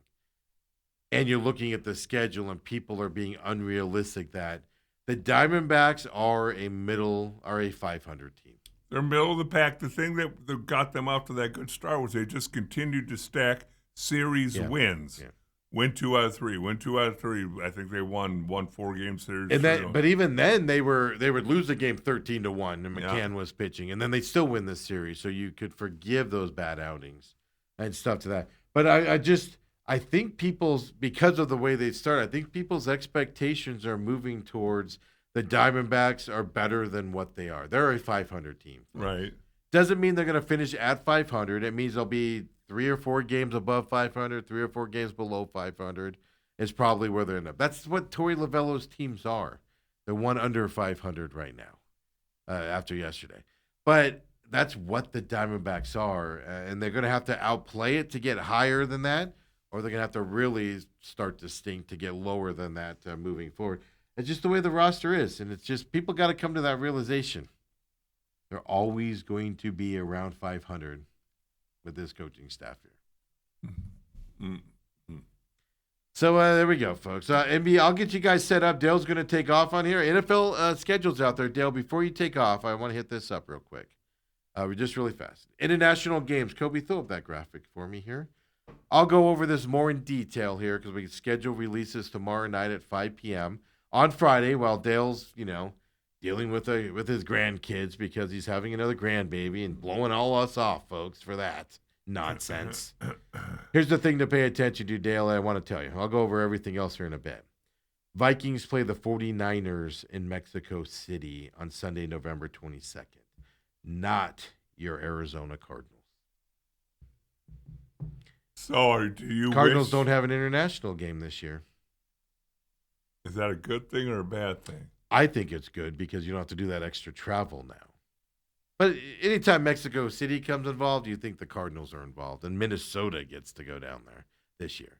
Here's the other thing. I've seen a lot of rumors on the Seattle Seahawks matchup on Wednesday night. There's basically 4 teams because they've already put out the other good teams. Usually, when you win the World Series or win the Super Bowl, Right. you play a good team to start your season. Patriots are still available for that game. I think it should be the Patriots. Do a Super Bowl rematch Wednesday night. That'd be fun. Cardinals are in play for that game. Is that going to be a good thing? New head coach, new quarterback, possibly. Jeremiah Love, high price. Do you see his video from camp yesterday, making his moves and everything? How bad is that going to be when the Cardinals face off with the Seahawks on opening night on Wednesday night for their primetime debut with the new head coach, Dale? I just can't, in my wildest imagination, see the NFL doing that to themselves. Oh, my God. The Cardinals, they're revitalized Cardinals. They have LaFleur. They got Jeremiah Love. Carson Beck at quarterback. The future is bright for your Arizona Cardinals to go lose by 42 points to the Seahawks when they get their rings on Wednesday night to open the season in front of a national audience. You see Chris Carter's comments about the Cardinals the other day? No. Basically said the organization, he doesn't even know, he doesn't even know how Larry Fitzgerald survived this season, Right. survived his career here. The Cardinals front office is terrible and they don't know what they're doing. Their ownership is terrible. He ripped them a new one. It was beautiful. Well, Dale's going to take off. I'll get more into these international games. I just wanted to bring that up, Dale. Your Arizona Cardinals are in play for that Wednesday night season opener and no international game. That surprises me. I'm surprised it's not Niners-Cardinals in Mexico. Maybe in Mexico's like, we don't want the Cardinals. We've had them before. We've seen them before. We don't want that nonsense. That's good for the people of Phoenix, not for us. Dale, go have fun. Stay hydrated. I will do that, and we will see you bright and early in the morning. Woo-wee! I'll be back. Get you through the rest of the show. We still got hockey, some NBA stuff as well. May dinner go smoother tonight, Steve. Wait, what? May dinner go smoother tonight. I think I'm just going to stay home tonight, mind my own business. Yeah, but you'll walk by the mirror and you'll give yourself a dirty look. I'll be all. I'll get you the rest of the way, folks. Come on back, main event.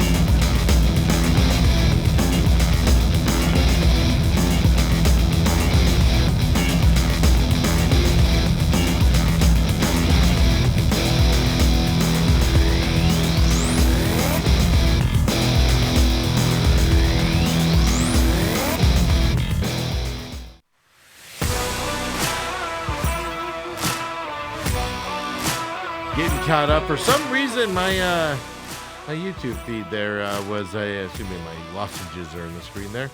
For some reason, my computer was running slow. I think I need to restart. I just leave it on all the time and close it. I think I got to restart it. It's running slow here on the chat here. From the YouTube page, don't forget, follow us, TME Media AZ. Share us with your friends as well. Live, McCollum on Business, the main event, both live here. Monday through Friday, 7 a.m. for the business show, 8 to 10 here for for the main event as well. Everything's on demand here as well as on Rumble, including the Real Matrix over on Rumble as well. Rumble.com/user/TME Media. Follow TM Media AZ as well over on X, TME Media AZ. It's our parent company. We're getting up there to getting it up and running to where we'll post stuff about what we do around here. But like I said, you want to follow the YouTube page because we'll do some shorts, some reviewing stuff, things that we don't need to be made into a 30 or an hour long, TV show or anything to that effect. We'll kind of do that stuff on there as well. So you want to follow it to see all that stuff and everything. So getting caught up here on the YouTube page as well. Robert says, if you're not married to them, never apologize. What were we talking about when you put that in there, Robert? He said, some would say Helly got his degree after playing 17 years in the NFL. Yeah, School of Hard Knocks, right, from that side. And then Robert also says, my cousin graduated from Texas. Their standards aren't all that high. I don't know. They're not an Ivy League by any stretch of the imagination, but I don't know other than that. You wouldn't find me near Austin, Texas for most things. Yeah. But he does say Gallen's velocity was down a couple miles per hour. Robert, I don't remember. I know a couple beat writers were talking about it on X last night. I didn't save it or anything, and I couldn't find it this morning. Was it Jack Summers and the Diamondbacks on SI guys that were talking about that? Do you remember? From that side is kind of my question. But I did see several people talking about his velocity being down specifically, and he didn't look comfortable out there, and almost implying there's something wrong with him out on the mound, Zach Gallen. So, and says, so when Burns comes back, what happens to the starting rotation if Gallen is playing this way? Well, Gallen, this is what a couple people that I've seen on a national scale have been alluding to. Even with Fott, Zach Gallen starts to miss a start. Fott gets the start to fill in for him. Because the problem is, Fott is getting to the point in the bullpen where he's not going to be stretched out to be a starting pitcher. You lose that over time. And he's getting to that point now. So if there is something up with Gallen or you don't have confidence he can go out there and pitch well, you have him miss a start, Fott fills in, gets stretched back out again. That type of stuff is what you can do. Because you don't want him going back and forth, starter, bullpen. That's where you get that Dre Jameson issue, right? Where you end up having an issue and having to get surgery and all of that stuff out there. But, if you think about it, the two pitchers that are going to be out if you get starting pitching on this team, like Burns, it's going to be Gallen and or Kelly at this point. Right, Nelson, you're not doing anything with, are you? Soroka, you're definitely not. Erod, you're definitely not. Now, that's going to be a month or so away still, so what will the starting pitching be doing then? What are you going to do? They're not going to DFA Gallen. I would assume they aren't. But what are you going to do if he's struggling when you're getting these other guys back? Something to just keep an eye on. We want to be out here telling you it's just something to keep an eye on from that perspective out there. Like I said earlier, I've just never thought of Zach Gallen as a number one pitcher. I just never have. To me, he's a low-end number two, definitely a three pitcher. He's quality. He should be in the league. But you can't set your whole thing up. Corbin Burns is a number one pitcher in my eyes. Remember last year at the start of the season? I was like, Burns is your number one. He gets the opening day start. Torrey, of course, screwed that whole thing up. That Gallen ended up starting and stuff like that. So, it's fascinating to see. And then you have Gallen on a short contract. And now it's big money. But you have him on a short contract. You just see what happens out there as well. And also says all the hitters seem to be in panic mode and making desperate swings at questionable pitches. I saw a stat over the weekend. I don't remember where I saw it or who was talking about it. Robert does say it was Jack Summers from Diamondbacks on SI. He was the one that gave the specific velocity decrease for it. So it was Jack Summers. By the way, best follow for the Diamondbacks. Jack Summers, the Diamondback on SI guys, he's part of that organization. They're the best follow on your Diamondbacks. They give you the inside info. There's other ones out there, that, you could follow that are entertaining and good, but they really dive into stuff on that side. I enjoy following them a ton. So I'll give them pub all I want here on the program. And so that, and they say Jack says he'll come on the show. We just never arrange a time and get it set up. That's more me than anything, folks. Hey, don't meet your faves, right? Is what they always say. Just kidding. I gotta follow up with him and get him on here. It's more me than him. Trust me on that. But I agree, man. There's something going on with the pitching. But I saw a stat over the week or the hitting. I saw over the weekend. And I don't remember the exact number, but it's something like the Diamondbacks. They faced 100 and something less pitches this year at the time than they did last year. They aren't patient at the plate. That's why I kind of made the big deal when they went up against Paul Skeens and they were like, we're hitting him early. And it didn't work. Well, they aren't patient at the plate this year. They're swinging at bad pitches. They're swinging at pitches off. They're not swinging at all in some cases, like Ketel Marte out there. The hitting approach to me is a problem this year. Whatever strategy they're coming up with before the game isn't working. And they need to figure it out. They need to figure it out because it's not working. I need to find that stat to get it more, but I want to say it was 100 and something less pitchers they faced this year, which means they aren't working the count this year. They're just going up and wildly swinging at stuff or getting sent down early, right? Go to sit down early as well. So Snakes Territory is a good pot as well. Robert says, yeah, and that's the one with Jack Summers and the old guy that used to be at the Athletic, and then, or excuse me, used to be with PHNX, right? And they let him go. One of those guys might have been the Athletic, for in terms of the podcast, that is phenomenal as well with those guys. If you want inside D-back stuff, definitely that's the way to go for you out there. So, and I always give them credit when I use what they put out there, because you got to. They put stuff out there that's just. Because I'm not an in the weeds guy with baseball. Because in baseball, you can break down arm angle, launch angles. I hate doing that stuff. I just want to watch the game, see what's happening, and then give me a little bit of stats, like Jack Summers' velocity down yesterday for Gallon. Phenomenal. I wouldn't have picked up on that myself. And he actually had numbers on there. Give me that little nuggets. But don't get down in the weeds. I'm not interested in, his arm angle is coming off at a 32-point angle, and it's usually a 37-degree angle. I'm not interested in those talks. I'm just not. I'm not. Well, Papa Mike, go have fun. He has to go take a call from his 91-year-old mother. Yeah, what are you doing watching us? Go talk to your mom, man. Come on, Papa Mike. Sheesh. Oh, Jesse Friedman. Robert said, I was wrong on that Snakes Territory. Yeah. That's right. I don't know. I get them all confused. That's right. Jesse Friedman does Snakes Territory. Whew. Hey, throw up that international schedule again for the NFL now that we're caught up on all the comments. Don't forget, text us 623-252-6670, like many of you are doing now as well. And then, of course, on X, at TME Sports Show. I know X has slowed down. It's perfectly fine.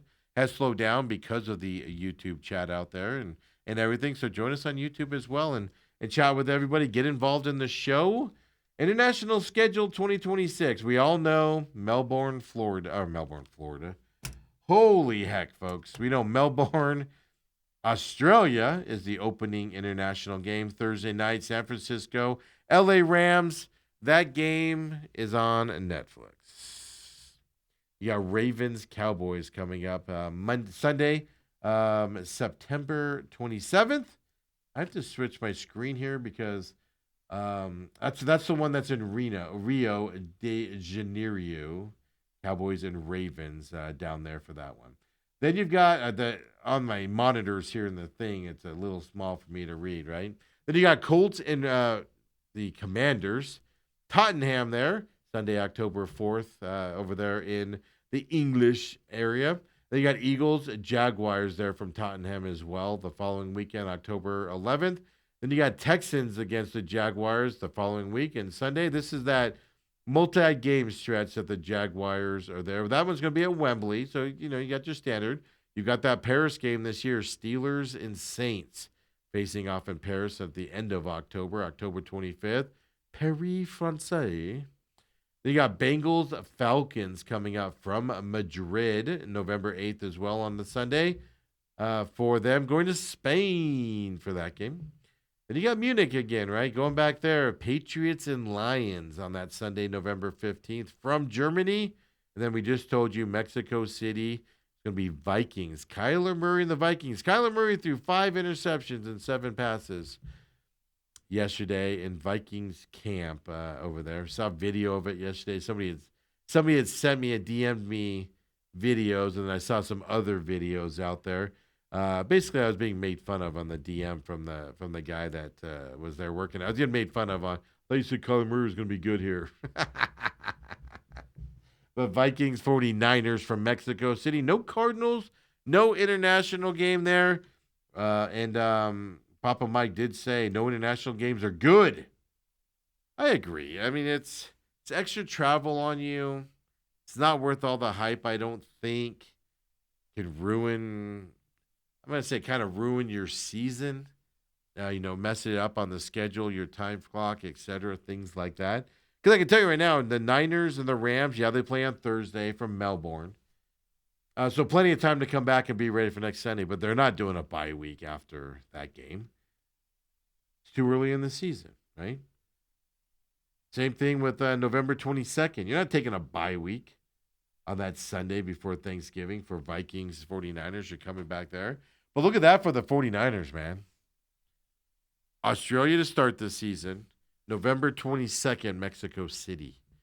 That's a lot of flying for your San Francisco 49ers this season. I know we had mentioned that in the past as well. That Kansas City game, Broncos-Kansas City game we mentioned yesterday, that came out in the league. Yeah, we just didn't know where it was going to be played. They announced last night it's going to be played in Kansas City officially now. That was I believe the first. Was that the first Monday night game or the first Thursday night? I believe it was week 1, so I believe it was the first Monday night game there. But Broncos, Kansas City will be in Kansas City to start the season as well for that. So schedule release tomorrow night, and you guys know the routine. Everybody's going to talk like they do something special when they look at the schedule. Everybody does the same thing. We're no different here. On Friday's show, we'll come in and I'll be breaking it down. I was going to do a special show, like from the Home Fortress, but with Dale off on Friday because his daughter's, having the baby. I'm going to just wait and do it on Friday as opposed to doing a Home Fortress show on Thursday night. I'm breaking it down. Just initial thoughts. Maybe I'll do an initial thoughts thing on Thursday night, just meaning just go through the Cardinals schedule for 10 minutes and just give initial thoughts and then break it down afterwards. But everybody looks where the bye week is. Everybody's like, oh, this is how I do it. I do it differently, so listen to my breakdown. Everybody does it the same. Where's the bye week at? How many times do you play on the East Coast? How much travel do you have beforehand? You guys know this with Uncle Lou that comes in on Thursdays. He'll be here tomorrow as well. You know that he looks at it, rest days is what he calls it. How many rest days does your opponent have? You play them on Sunday. Do they play the following Thursday? Do they have 10 days off? Do they play Monday night? Do they only have 5 days off before you play? You look at the rest days of the opponents. Everybody does that as well. You got how you travel. You got the physical games right out there. The Niners. When do you play the Niners, and who do you play after the Niners? Who do you play who do you play after you play the Rams? Because you're going to get beat up in those Ram games. You look at those physical games. Who do you play after you play the Seahawks? Those are going to be physical, beat you up type of games, win or lose. You're going to get physically manhandled in those games. You're going to come out bruised and battered. Who do you play after those games? So you look for those physical games as well. You look and see if you're playing on the East Coast in wintertime. Are you going to bad weather? Like you play in the Giants? Oh, the Jets come here. I think you go to New York Giants. Are you playing the Giants in December? Or do you have them in early September, right? When do you have the Chiefs this year? Patrick Mahomes' injury is a question mark. We know don't have them in week 1 because they have the Broncos that week. So you catching the Chiefs. When do you catch some of these guys coming off of injuries? That's kind of what you're looking at and that stuff. Everybody does the same thing. Nobody's special. But we will all be looking at it. And there'll be some tweaks there from everybody doing it. But that's coming up, of course, on Friday, coming up as well. But you want to follow TME Media AZ on YouTube because, like I said, I'll decide by tomorrow. But maybe I'll do when it's unveiled. I might just hop on the Home Fortress, do a quick little review of the schedule, quick thoughts, and then Friday though we'll have the deep dive into the schedule and kind of what we're thinking. Welcome to welcome to everybody's 14 in 3 days in the NFL. Everybody thinks their team's going to beat everybody. Hey, welcome to that day, tomorrow night, 5 o'clock as well. Throw up the NBA playoff brackets for me. Let's get you updated on that here as we wrap up this show here on this Wednesday for me. NBA, interesting thing on the Cavaliers. Obviously, Thunder at home waiting. Knicks are at home waiting as well for their next opponent. Pistons and Cavaliers come up. They're tied 2-2 right now in that series. Interesting stat here for the Cavaliers and Pistons who play tonight. The Cavs are 6-0 at home in this playoffs. They're 0-5 on the road in the playoffs. Pistons and Cavaliers. They're completely different at home than they are on the road. Tonight, they are on the road. Cavaliers are. They're in Detroit. Detroit's going to take a 3-2 lead here, right? You're going to think on that based off of what I just told you because our Cavs are obviously on the road. So we'll have to see where we're at there. Who takes that bigger lead? Last night, man, I told you guys I don't think the Spurs are going to lose another game in this series when it was tied 2-2. And last night, it gives me even more thought the Timberwolves will not win another game in this series. Yeah, 3-2 lead for the Spurs. What was that? 126-97 victory for the Spurs last night. Utter domination. I don't think it's going to get any better. Friday night, you have Timberwolves and Spurs coming up in that game as well, with San Antonio leading 3-2, and they do go back to Minnesota for the next game. So tonight, Pistons Cavaliers, who takes that 3-2 lead in that series? Kind of what we need to ask going forward. And I will say this. I think, I haven't looked at the line or anything. I do think Detroit wins tonight 3-2 for a lot of reasons, but mainly because they're at home. And then I saw that stat on the Cavs, and I'm like, all right, I know where to go on that. Then throw up the NHL stats here as well. I got a couple NHL videos for you as well, because last night was phenomenal hockey, if you didn't watch either of those games last night. Vegas Knights won in overtime over the Anaheim Ducks. Fantastic game to watch. 3-2 victory for them. Well, I'm going to show you the game winner here in just a minute. Then you had Buffalo, Montreal battling it out last night. Buffalo ends up getting the win in that fantastic game as well.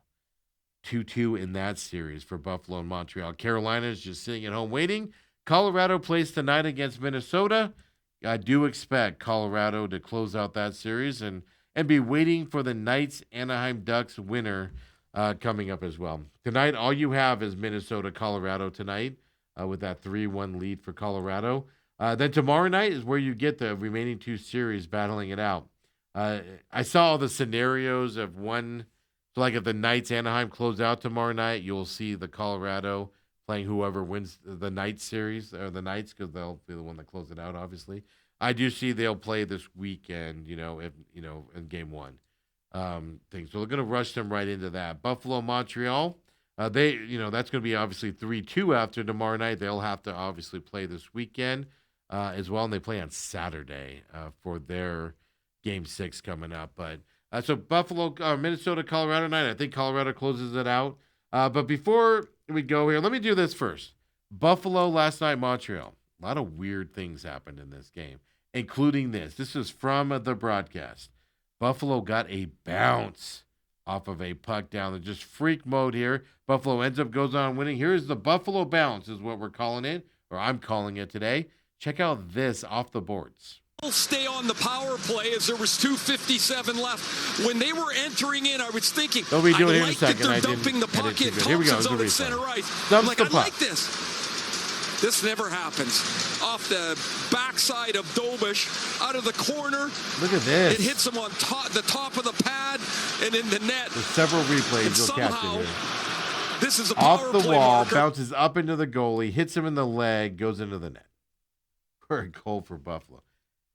There are stadiums out there that if you're playing those stadiums, you know where to put the puck to get some favorable bounces that the other team isn't necessarily ready for. You never see them like that though. That was crazy last night that happened. Buffalo ends up getting that win last night as well. Then in the night series, right, 3-2 or in overtime right now, 2-2 game. Let's check out the game winner for the Knights. Mark Stone out. Shot from the point. It's loose. It's front. Eichel had a shot at it, but it was bouncing. Couldn't make contact. Eichel has it. Eichel looking across the Barbashev. Deflection. Score! Dorofeev is the hero.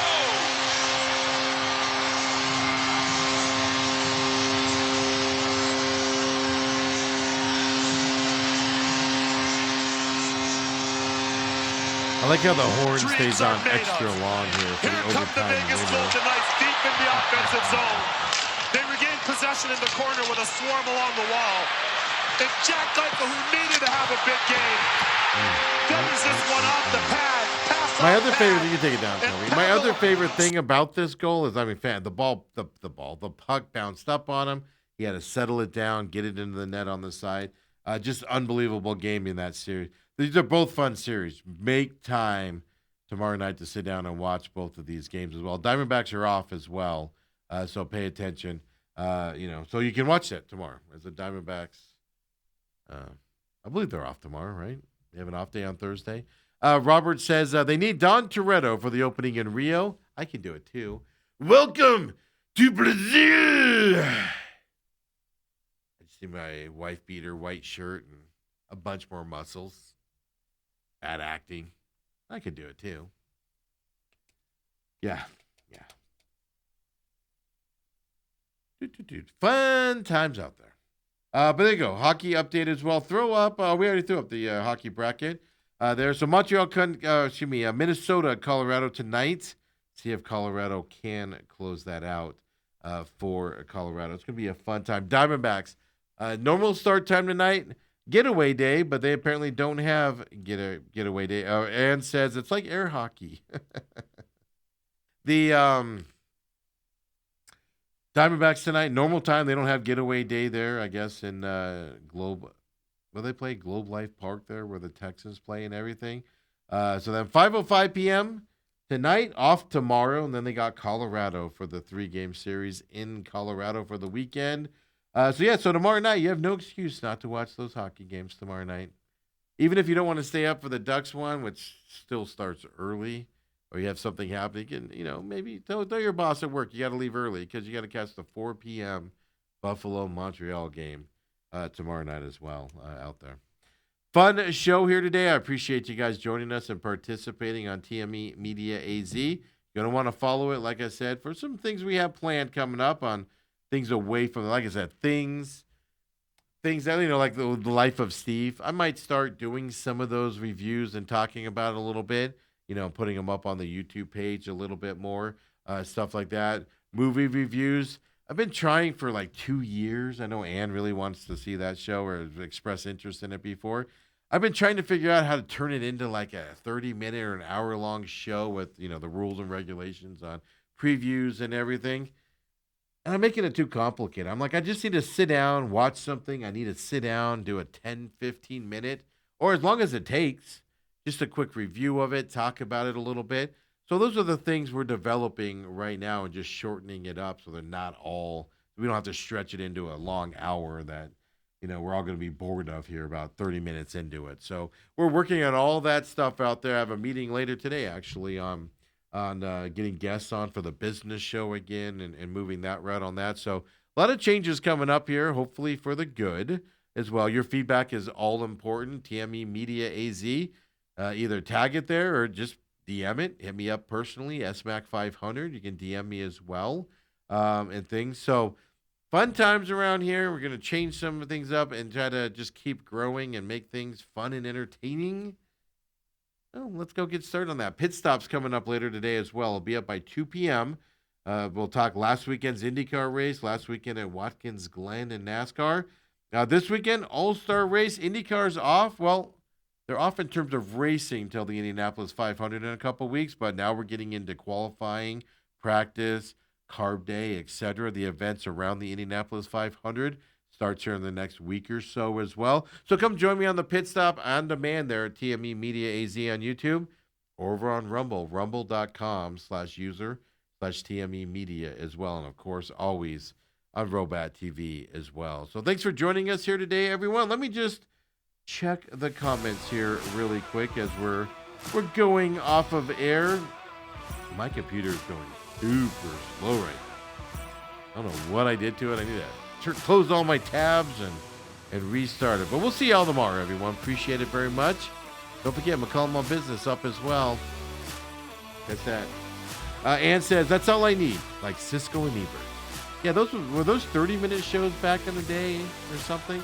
'Cause I always thought that'd be a good 30-minute show. I could do multiple movies or shows too with streaming and everything, but yeah, we're working on a meeting later on today with somebody that's going to help me flesh out the ideas and things to that effect. So you want to follow TME Media AZ, even on Rumble as well. We'll start getting more and more stuff up there as well. And I'll let you know on the draft show, at least the Cardinals schedule, not the draft show, the Cardinals schedule. Maybe I will go live tomorrow night, just really quick, just the initial thoughts of the Cardinals schedule, but we will do that normal big breakdown on Friday for you guys out there, like everyone's going to be doing. Hey, everybody have a great Wednesday. I guess it's getting cooler today, Dale said before he left on golf. And I'm like, you're golfing in 110-degree weather? He said it's getting colder. He said it's down to 100 today. I didn't check it, but stay cool regardless. I got my rental car. I'm going to go drive that thing home here after I do the pit stop. See you tomorrow, everybody.